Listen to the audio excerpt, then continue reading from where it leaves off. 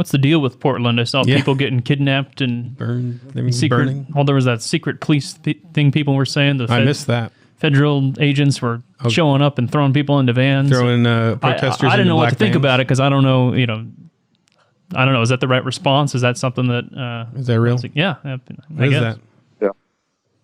Yeah, it's real. They're not secret. I mean, they clearly have markings, police. They have badges on their, they're in camouflage. I didn't click on it. I just saw it right before the podcast.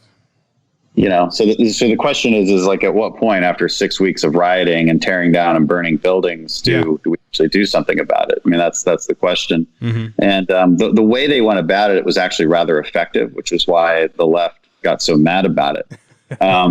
Because what they didn't do was show up with a bunch of riot police with shields and just like marching down the street. Protesters. They didn't do that. They went selectively after people creating the most problems. And that's probably a more effective way to do it. Didn't make a show of it. Yeah, they didn't. But it also gave the left this ability to create this false narrative about secret police and unmarked, and it's like they're obvious. You look at them, you're like, this is obvious. Not very good at being secret. They're not hiding the ball. It's not like people in plain clothes. I mean, they're in full on tactical uniforms. So it's a bit ridiculous. And, America just has to have this conversation of, do we value law and order? Or do we value safety in our communities or not? And if, and on the other hand, it's like, listen, if liberals truly want to live in these kind of cities, and this is what they want, just, Chaz in Seattle and 6 weeks of straight like mob violence in Portland, then I suppose they voted for that. I don't see them speaking out, and so that's the other side of the argument. But you cannot make the argument that these are peaceful protesters just trying to do the right thing. That argument has no basis whatsoever. Yeah, that's the weirdest thing, is watching that on TV and going, why is nobody is doing anything? Where are the grown-ups? Yes. What is the motivation? I just don't understand how do they think this appeal, like not doing anything, appeals to a large enough portion of the country that it looks better to not do anything? And where I'm from, it makes no sense. It's like living in a bizarre dream.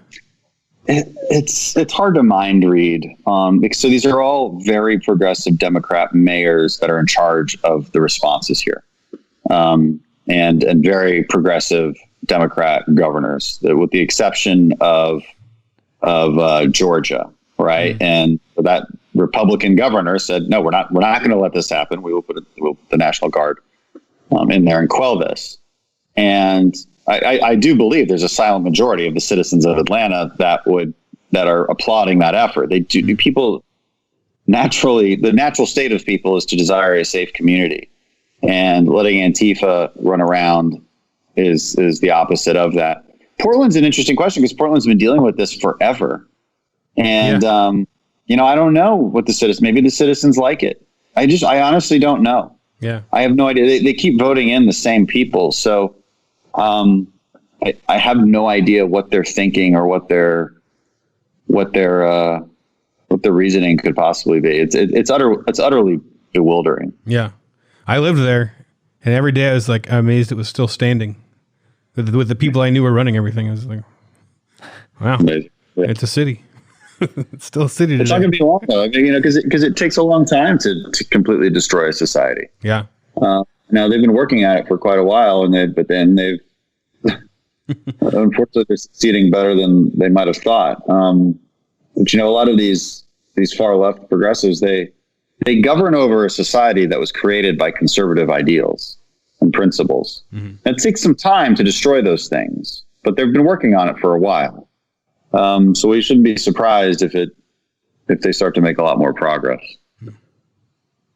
Which was more chaotic, Afghanistan or Chaz, do you think? Yeah, probably Chaz. Afghanistan is far more predictable, But did they have an indigenous garden? Well, they certainly do. I guess they're all indigenous there. Yeah, everything's. Lots of gardening going on.